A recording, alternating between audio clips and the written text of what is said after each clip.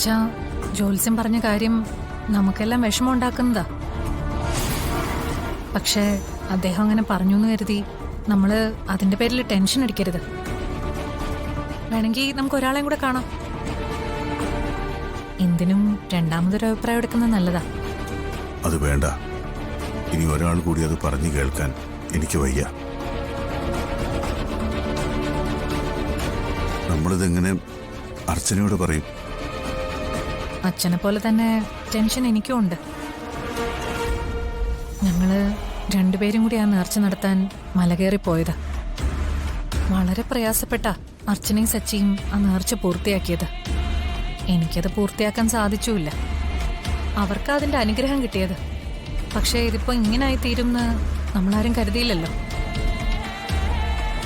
ഇതിപ്പോ കുടുംബത്തിന്റെ മുഴുവൻ ദുരിതത്തിനും ദുരന്തത്തിനും അത് കാരണമാവുമെന്ന് ആരറിഞ്ഞു? എന്റെ അഭിപ്രായത്തിൽ നമ്മൾ ഇതിനെ കുറച്ചുകൂടെ പ്രായോഗികമായി നേരിടണം. എന്നുവെച്ചാ ഇതിനെന്താ ഒരു പരിഹാരം? ജനിക്കാത്ത കുഞ്ഞിന്റെ ജാതക ദോഷമാണെന്ന് പറഞ്ഞാൽ ആരും വിശ്വസിക്കില്ല. കേൾക്കുന്നവര് നമ്മളെ കുറ്റവും പറയും. പക്ഷേ ദുരന്തങ്ങൾ അനുഭവിക്കുന്നവർക്കല്ലേ അതിന്റെ സത്യം എന്താണെന്ന് മനസ്സിലാവും. അർച്ചനയ്ക്കും സച്ചിക്കും ആകെ ഉണ്ടാവാൻ പോകുന്ന കുഞ്ഞ ഇവിടുത്തെ അനന്തരാവകാശി എന്ന് വേണേലും പറയാം. ആ കുഞ്ഞിനെ അബോർട്ട് ചെയ്യാന്നൊക്കെ പറയുന്നത് ആർക്ക് സഹിക്കില്ല.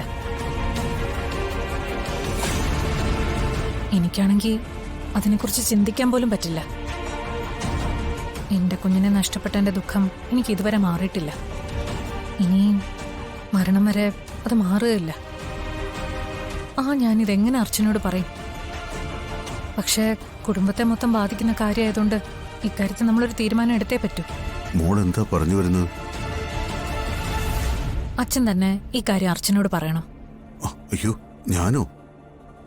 എന്നെ കൊണ്ട് പറ്റില്ല മോളെ. അവർക്കൊരു കുഞ്ഞുണ്ടായി കാണാൻ ഏറ്റവും കൂടുതൽ ആഗ്രഹിച്ചത് ഞാനാ. ഞാൻ തന്നെ അവളോട് എങ്ങനെ ഇത് പറയും?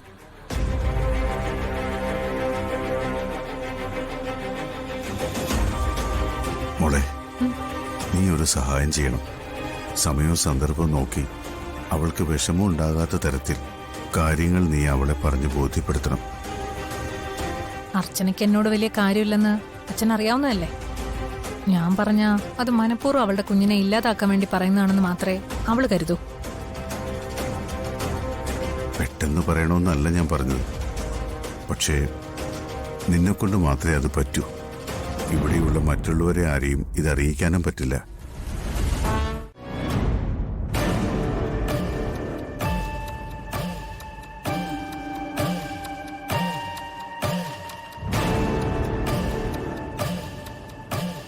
CI എന്നെ വിളിച്ചിരുന്നു.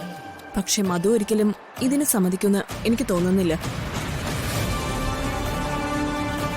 മധുവിന്റെ കാര്യം നിങ്ങൾ വിചാരിക്കുന്നത് പോലെയല്ല. അയാൾക്കെല്ലാം അയാളുടെ അനുജത്തി മാത്രമായിരുന്നു. അവൾക്ക് വേണ്ടിയാ അയാൾ ജീവിച്ചത് പോലും.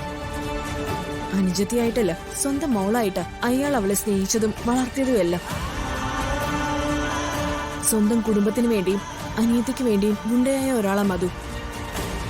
അപ്പൊ പിന്നെ അവളെ കൊന്നവനെ അയാൾ വെറുതെ വിടോ? തൽക്കാലം ഇങ്ങനൊരു കോംപ്രമൈസ് മധുവിനോട് സംസാരിക്കാൻ എനിക്ക് ബുദ്ധിമുട്ടുണ്ട്. അതും ഇന്നത്തെ ദിവസം.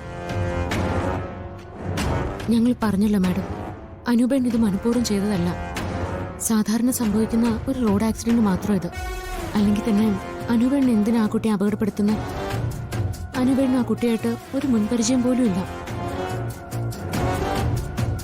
ഞങ്ങള് അവിടെ ഉണ്ടായിരുന്ന ആളുകളോടൊക്കെ സംസാരിച്ചു. ഫോണിൽ സംസാരിച്ചുകൊണ്ട് ശ്രദ്ധിക്കാതെ റോഡ് ക്രോസ് ചെയ്യുമ്പോഴാണ് വാഹനം തട്ടിയെന്ന് അവരൊക്കെ പറഞ്ഞ്. അതിന്റെ എന്തെങ്കിലും തെളിവ് നിങ്ങളുടെ കയ്യിലുണ്ടോ? നല്ല CCTV വിഷ്വൽസോ അങ്ങനെ എന്തെങ്കിലും? അങ്ങനൊന്നുമില്ല. വേണമെങ്കിൽ ഞങ്ങൾ അതിന് ശ്രമിക്കാം. മിസ്റ്റർ സച്ചി, അനൂപിനെ മധുവിന്റെ കയ്യിൽ കൊണ്ട് കൊടുക്കാമെന്ന് ഏറ്റത് നിങ്ങളാ. ഒരു വാക്ക് പറഞ്ഞോ അതിൽ നിന്നും മാറാത്ത ആളാ മധു. കോട്ടിട്ടാലും കറുപ്പിട്ടാലും അതല്ല സമാധാനത്തിന്റെ വെള്ള ധരിച്ചാലും മധുവിന് ഒറ്റ വാക്കേ ഉള്ളൂ, ഒരു സ്വഭാവവും. അത് മാറ്റാൻ ആരെക്കൊണ്ടും പറ്റില്ല. വക്കീലിനെ ഉപേക്ഷിക്കരുത്. ഒന്ന് സഹായിക്കാൻ ഇപ്പൊ നിങ്ങൾക്ക് വേറെ ആരുമില്ല. ഞാൻ വേണമെങ്കിൽ വക്കീലിന്റെ കാല് പിടിക്കാം. എന്റെ സഹോദരനെ രക്ഷിക്കണം. എന്റെ ഏട്ടനൊരു കുടുംബമുണ്ട്, ഭാര്യയും മകളും ഉണ്ട്. അറിയാതെ പറ്റിപ്പോയ ഒരു അപകടത്തിന്റെ പേരിൽ എന്റെ ഏട്ടന്റെ ജീവൻ നഷ്ടപ്പെടാൻ ഞാൻ സമ്മതിക്കില്ല. എത്ര പണം വേണമെങ്കിലും ഞങ്ങൾ കൊടുക്കാം. നഷ്ടപ്പെട്ട ജീവന് പകരമായിട്ടല്ല, എന്റെ ഏട്ടന്റെ ജീവിതം തിരിച്ചു കിട്ടാൻ വേണ്ടി. എന്റെ ഏട്ടൻ ഞങ്ങളുടെ കുടുംബത്തിന്റെ ആകെയുള്ളൊരു ആശ്രയമാ. വക്കീൽ വിചാരിച്ചത് നടക്കും. രക്ഷിക്കണം. നിങ്ങൾ എന്താ ഉദ്ദേശിക്കുന്നത്? അങ്ങനെ പണം കൊടുത്ത് വിലയ്ക്ക് വാങ്ങാൻ പറ്റുന്ന ഒരാളല്ല മധു. അവൻ പണം ഉണ്ടാക്കാൻ ഇറങ്ങിയത് പോലും അവന്റെ സഹോദരിക്ക് വേണ്ടിയാ. ഇപ്പോ മധു എന്ന പേര് കേട്ട ഈ നാട് മുഴുവനും വിറയ്ക്കുന്ന ഗുണ്ടയാകുന്നതിന് മുമ്പ് മറ്റൊരു മധു ഉണ്ടായിരുന്നു. മദ്യപാനിയായിരുന്നു അവന്റെ അച്ഛൻ. അമ്മയുടെ ജോലിയായിരുന്നു ആ കുടുംബത്തിന്റെ ഏക വരുമാനം.